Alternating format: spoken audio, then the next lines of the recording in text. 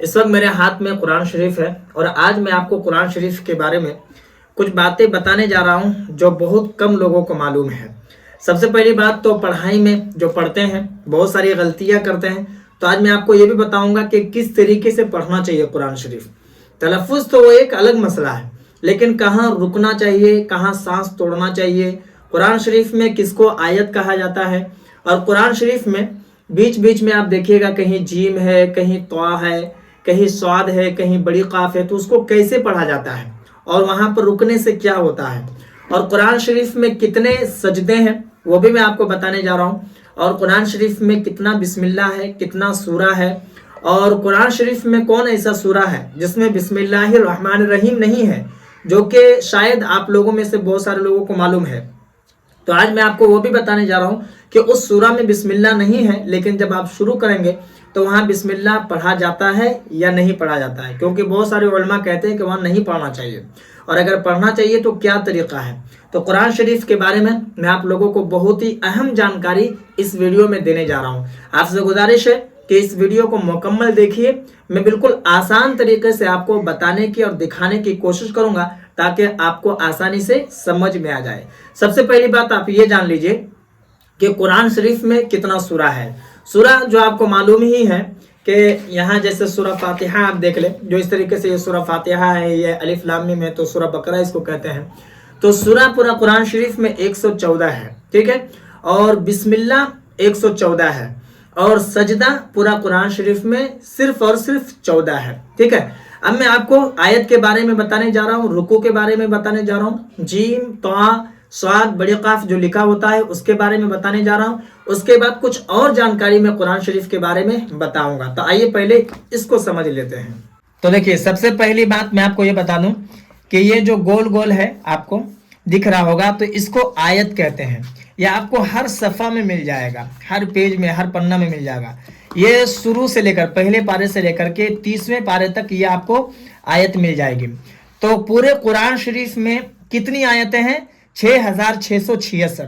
تو یہاں پر رکنے کا کیا طریقہ ہے؟ دیکھیے، جیسے میں آپ کو یہاں سے پڑھ کر دکھا رہا ہوں، ان ربک هو الخلاق العلیم، یہ اس طریقے سے رکیں گے۔ بہت سارے لوگ کیا رکتے ہیں؟ علیمو بولتے ہیں۔ یہاں پر بھی جب رکیں گے تو والقرآن العظیم ایسے رکتے ہیں، لیکن یہ طریقہ غلط ہے، والقرآن العظیم، ٹھیک ہے، اس طریقے سے مؤمنین، اس طریقے سے، یعنی کہ جس آیت میں آپ کو رکنا ہے اس حرف میں زبر ہو، زیر ہو، یا دو زبر دو زیر ہو، آپ کو ساکن کر دینا۔ ہاں، دو زبر سے ایک چیز اور میں آپ کو بتا دیتا ہوں کہ جیسے جس آیت میں آخر میں حرف میں دو زبر ہوگا اس کو کیسے پڑھیں گے، تو یہ بھی سمجھنا بہت ضروری ہے، کیونکہ بہت سارے لوگ اس میں بھی غلطی کر دیتے ہیں۔ تو دیکھیے، بہت بڑی بات میں بتانے جا رہا ہوں آپ کو کہ دیکھیے، جیسے ہے نا یہ را الف دو زبر رن، بہت سارے لوگ یہاں جب رکیں گے تو کیسے پڑھیں گے؟ للہ وقارن وقد خلقکم اطوارن، لیکن غلط ہے، یہاں رکنا کیسے ہے؟ وقارا، یعنی کہ را الف زبر را پڑھنا، ایک زبر کو آپ حذف کر دیں گے، ٹھیک ہے، ساکن کر دیں گے۔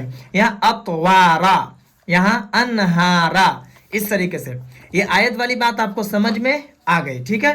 اب میں آپ کو بتاتا ہوں، یہاں پر سجدہ دیکھ لیجیے، یہاں پر سجدہ ہے، یہ پورے قرآن میں 14 سجدہ جو میں نے آپ کو بتایا تھا، سجدے والی جب آیت آ جاتی ہے تو آپ قرآن شریف کو بند کر کے وہیں سجدہ کر لیجئے گا، اور اگر آپ چاہیں گے کہ مکمل جب پڑھ لیں، پارا مکمل ہو جائے اس کے بعد کریں گے تو وہ بھی آپ کر سکتے ہیں، لیکن سجدے والی آیت جیسے ہی پڑھتے ہیں سجدہ کرنا آپ کے اوپر واجب ہو جاتا ہے۔ بہت سارے لوگ سوچتے ہیں کہ بعد میں پڑھیں گے، پھر وہ بھول جاتے ہیں۔ اب میں جو بتانے جا رہا ہوں اس کو آپ سنیے۔ دیکھیے، یہاں پر جیسے طا ہے، ٹھیک ہے، تو اس کا کیا مطلب ہے؟ یہاں پر دیکھیے صاد ہے، تو اس کا کیا مطلب ہے؟ یہاں پر جیسے جیم ہے، تو اس کا کیا مطلب ہے؟ تو اس کا مطلب ادھر آپ اگر آئیے گا قرآن شریف میں، یہاں پر سے لے کر کے یہاں تک جب آپ پڑھیے گا تو آپ کو پورا سمجھ میں آ جائے گا کہ میم کیوں دیا گیا ہے، لام الف کیوں دیا گیا ہے، کاف کیوں دیا گیا ہے، بڑی قاف، صاد، زا، سب کے بارے میں۔ تو اس کا مطلب یہ ہوتا ہے کہ جیسے آپ یہاں سے پڑھ رہے ہیں، پڑھتے پڑھتے اگر آپ کی سانس رک گئی، یہ ختم ہو گئی، تو آپ یہاں پر رک جائیے گا، ٹھیک ہے، من سبیل بول کر رکیے گا، ٹھیک ہے۔ اب یہاں پر مسئلہ یہ ہے کہ جب آگے پڑھیے گا تو واللہ غفور الرحیم پڑھ کر یہ آگے جائیے گا، لیکن اگر یہی بیچ میں اگر رکیے گا، جیسے یہاں پر رکیے گا، تو یہاں پر کیا مسئلہ ہے کہ جیسے پڑھ رہے ہیں इन्नमस सबीलु अलल लज़ीना, है ना, यहाँ आप रुक गए। तो आप यहाँ पर जब रुक गए ना, तो फिर जब यहाँ से पढ़िएगा तो पीछे वाले हर्फ से आपको मिलाकर पढ़ना है, अलल लज़ीना यस्तअज़िनूना का, इस तरीके से। लेकिन ता में रुकिएगा या जीम में रुकिएगा तो आपको वहीं से पढ़ना है, पीछे वाले हर्फ को मिलाना नहीं है। तो ये इसलिए दिया गया है कि जहां आपकी सांस खत्म हो जाए वहां आप रुक जाइए, सांस ले लीजिए, आराम कीजिए, उसके बाद आप पढ़िए। और ये जो लाम अलिफ दिया गया है इसका मतलब होता है नहीं, या मतलब यहाँ नहीं रुकना है आपको, यहाँ आप मत रुकिएगा, आगे निकल जाइएगा, इधर रुकिएगा, चाहे इधर रुकिएगा चाहे यहाँ। आयत और जीम और ता और लाम अलिफ के बारे में आपको समझ में आ गया, ठीक है। अब मैं एक चीज के बारे में और बताता हूं कि बहुत सारे लोग कुरान शरीफ जब पढ़ते हैं तो कैसे पढ़ते हैं पता है, जल्दी जल्दी पढ़ते हैं, कुछ हरफ अदा होते हैं, कुछ हरफ अदा नहीं होते। मैं आपसे गुजारिश करूंगा कि आप आराम आराम से पढ़िए, बिल्कुल ठहर ठहर कर पढ़िए, ताकि कोई हरफ आपसे कटे ना और कोई हरफ आपसे तब्दील ना हो, क्योंकि अगर हरफ तब्दील हो जाते हैं तो इससे माना बदल जाता है और सवाब के बदले में आपको गुनाह भी होगा। यहाँ देखिए वक्फे लाजिम, यहाँ पर देखिए मीम है, ठीक है, तो इस मीम को पढ़ना नहीं है, अकबरूम इस तरीके से नहीं, अकबर इस तरीके से बोलकर रुक जाना। मीम वक्फे लाजिम का मतलब होता है, वक्फ का मतलब होता है वहां रुक जाना, ठहर जाना। लाजिम का मतलब जरूरी, तो मतलब यहाँ है कि जरूर ठहरना है यहाँ पर आपको, ठीक है, यहाँ पर जरूर ठहरना, यहाँ ना रुके, यहाँ रुके आप। फिर लौकानू यालमून, यहाँ लाम अलिफ है लेकिन आयत भी है, अगर यहाँ ना रुके तो भी ठीक, अगर रुक जाए तो भी ठीक है। अगर आपके पास सांस है आप पढ़ सकते हैं तो आगे बढ़ जाइए, और अगर आपके पास सांस नहीं है, थक गए हैं, तो आप यहाँ रुक जाइए। लेकिन आगे बढ़ेंगे तो इस तरीके की आयत को कैसे पढ़ना है, यालमूनल्लज़ीना, ठीक है, नून सलाम को मिलाना है। और अगर यालमून रुक गए, अब पढ़ेंगे तो अल्लज़ीना सबरू, इस तरीके से पढ़ना है, ठीक है। ये बात आपको समझ में आ गई। अब मैं वो दिखाने जा रहा हूँ कि कुरान शरीफ में वो 10वें पारे में वो सूरा है, सूरा तौबा जिसको कहा जाता है, उसमें बिस्मिल्लाहिर्रहमानिर्रहीम नहीं है, देख लीजिए आप।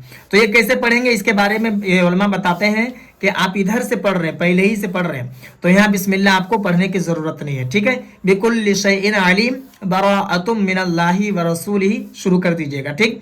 अगर आप यहीं से शुरू कर रहे हैं तो फिर आप अऊज़ु बिल्लाहि मिनश शैतानिर रजीम भी पढ़िएगा और बिस्मिल्लाहिर्रहमानिर्रहीम भी पढ़िएगा, और फिर यहाँ से पढ़ना आप शुरू कर दीजिएगा, ठीक है। अब मैं कुरान शरीफ के बारे में बताने जा रहा हूँ कि रुकू, जो इसमें किसी पारे में 16 रुकू, किसी पारे में 18 रुकू, तो रुकू पूरे कुरान शरीफ में, तो पूरे कुरान शरीफ में जो रुकू है वो कितना है, वह है 540, ठीक है। कुरान शरीफ के ये अदब के खिलाफ है कि कुरान शरीफ नीचे रहे और कोई आदमी ऊपर बैठा रहे।